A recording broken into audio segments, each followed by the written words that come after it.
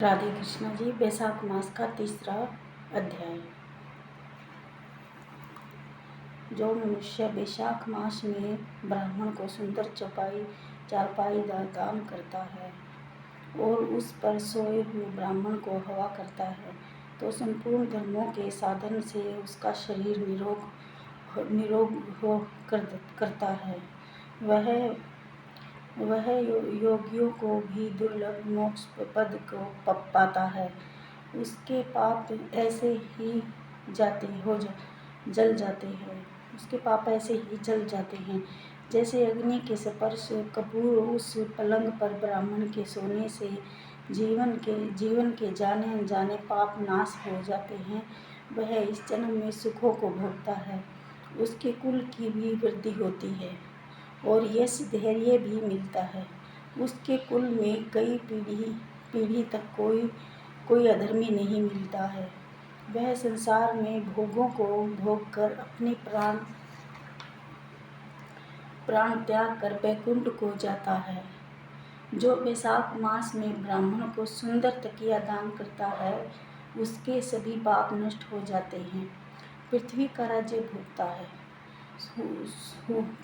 भोगता हुआ 7 जन्मों तक सुखी धर्मपराय तथा विजयी रहकर अपने 7 कुलों सहित मोक्ष को प्राप्त हो जाता है। बैसाख मास में आसन, चटाई, कंबल आदि का दान करना भी अति उत्तम है। उस पर बैठने और सोने वाला सुख प्राप्त करता है, तो पुण्य के फल से दान करने वाला भी अकाल मृत्यु से छूटकर दीर्घ आयु जीवित होता तथा मुक्ति पाता है। जो मनुष्य गर्मी के कारण दुखी ब्राह्मण को पतले वस्त्र दान करता है, वह चिरंजीवी होता है। कपूर शरीर की गर्मी को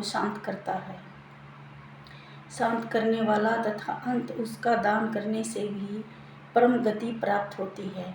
जो मनुष्य ब्राह्मण को फूल व कुमकुम का दान करता है, वह सर्वभोग राजा होता है। जल से भीगी हुई चंपा तथा कुश का दान करता है, वह सब पापों से दूर सर्व सुख भोग कर मोक्ष को प्राप्त होता है। जो मेष संक्रांति के और मलिका का दान करता है, वह भगवान की आज्ञा से मोक्ष पद प्राप्त करता है।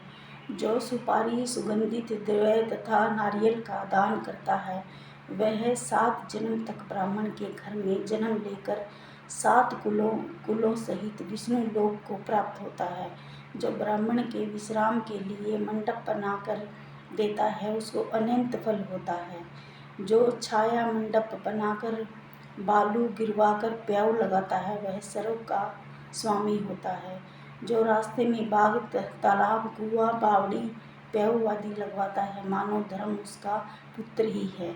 जो व्यक्ति शीतल पदार्थों से जैसे नींबू का रस, मट्ठा तथा दही, लस्सी आदि ब्राह्मणों को दान करता है, वह धनी और विद्वान होता है। चावल का दान करने से लंबी आयु मिलती है। शुद्ध गाय का घी दान करने से अश्वमेघ यज्ञ का फल मिलता है। मेष संक्रांति में ककड़ी और गुड़ का दान करने से पापों का नाश होता है। सूर्य की तपन को शांत करने के लिए ईख का दान करने से अनंत पुण्य होता है।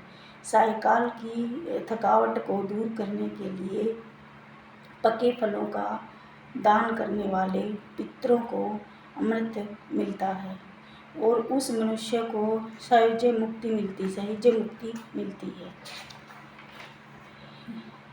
जल युक्त कुंभ का दान करने से पितरों का गाय श्राद्ध करने जैसा फलदायक होता है।